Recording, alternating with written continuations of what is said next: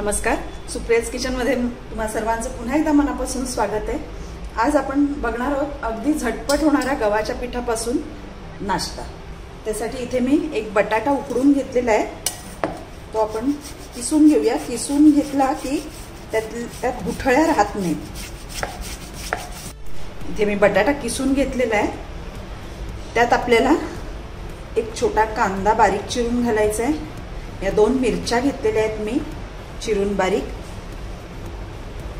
एक छोटा टोमॅटो आणि कोथिंबीर थोडी जास्त बारीक चिरून घालायचे।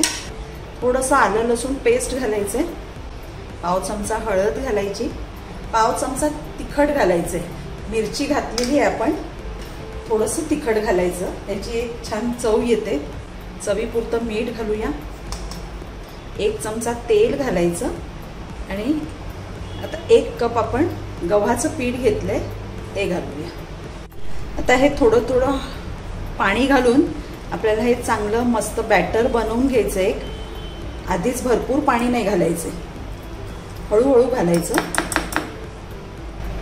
हे बघा, इथे मी पूर्ण 1 कपभर पाणी घातलेलं आहे यामध्ये।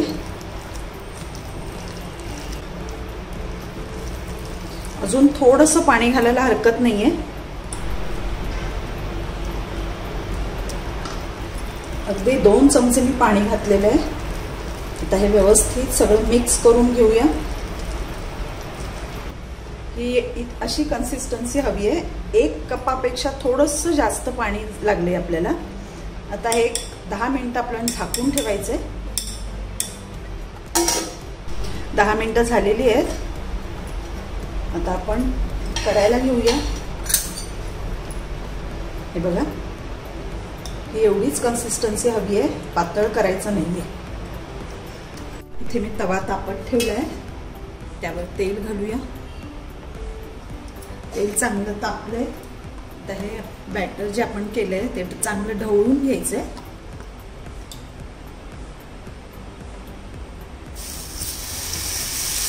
व्यवस्थित एकदम पातळ नाही घालायचं, नीट पसरून घ्यायचं।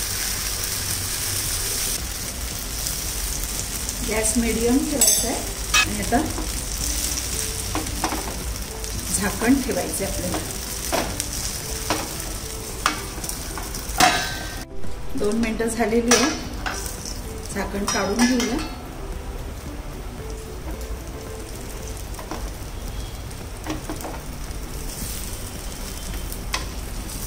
आता हे पलटी करायचे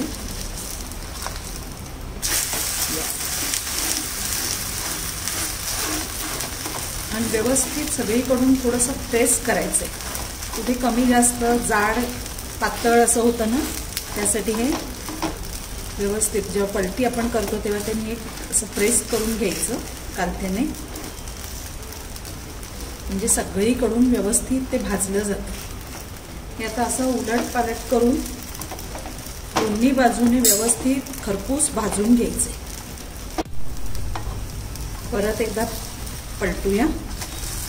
हे बघा, जिथे जिथे राहिलं असेल तिथे परत थोडंसं दाबून व्यवस्थित शेकून घ्यायचंय।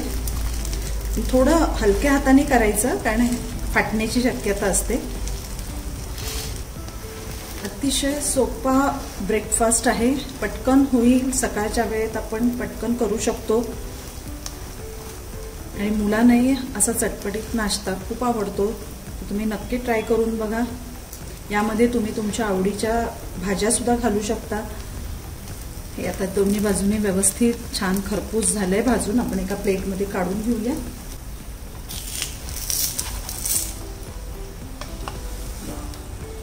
पराठे म्हणू शकता तुम्ही ह्याला, काय धिरडं म्हणू शकता। हे बघा, आपला ब्रेकफास्ट तयार आहे गव्हाच्या पिठापासून।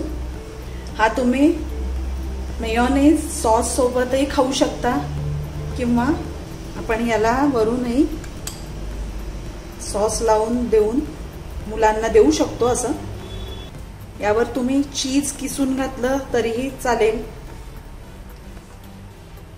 हे असं मेयोनेज लावलं ना तरी सुद्धा अतिशय सुंदर लागतं।